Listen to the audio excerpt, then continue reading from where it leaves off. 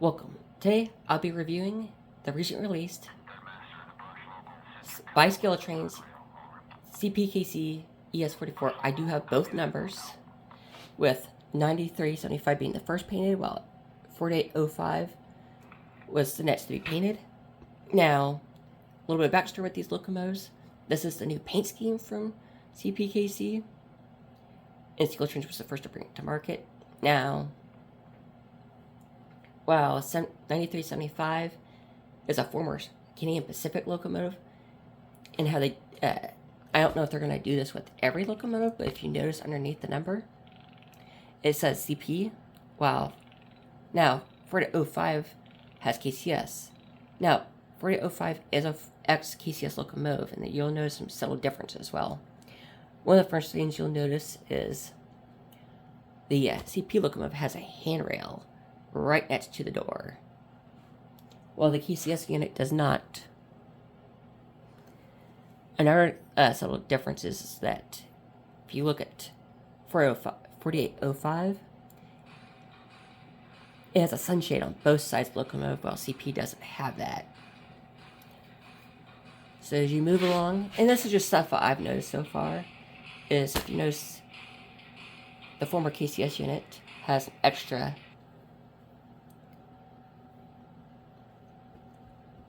I have a brain fart. What it is? Air vent. Let's just go with that, with the vent for now. While the CP only has the two on the side.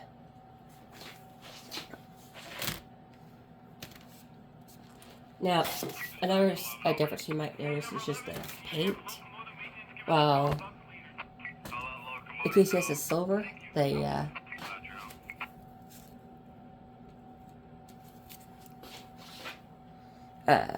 Canadian Pacific is red. So you got red horn and red exhaust on the CP, and silver horn and a silver intake. Well, not intake, exhaust is silver. Now,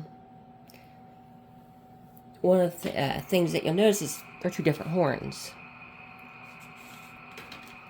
Now, from further thought, this is what you would hear. Now, the 9375 FCP is what the horn sounds like.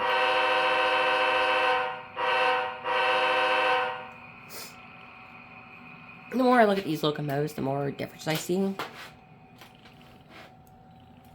But the detail on these locomotives is just amazing. The exhaust fans. Try to make this smooth as possible, or I move to the rear. Now, I do have all the lighting features on at this moment. Now, one thing you notice is the CP locomotive has rear ditch lights, and if you get this sound unit with the ESU decoder, they do work. It's just that with ESU, anytime that someone finds a hack to get around the lighting features, they patch that issue, and the purpose of that is so you use their decoders.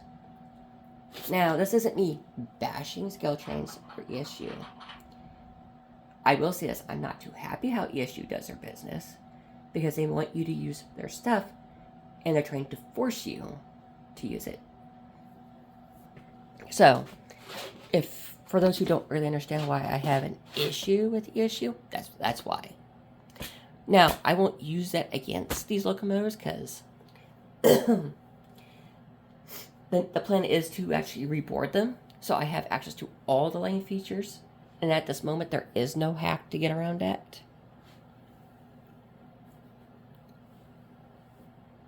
Except for a whole board replacement, and if you are interested, I will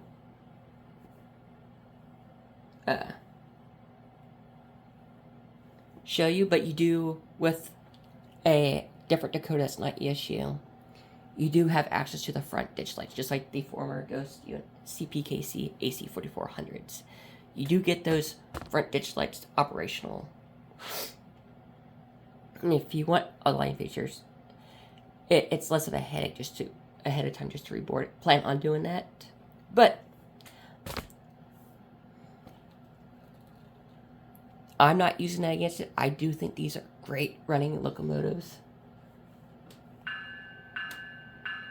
That's the horn on both. I'm going to start one up. Now, I do have Blunamis in these, and I can change these on the fly.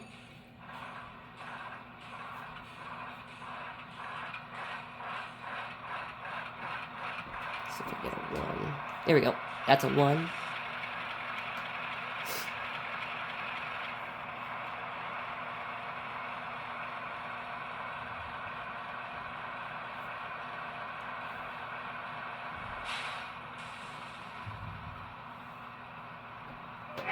Oh, I had to hit the horn because I stopped.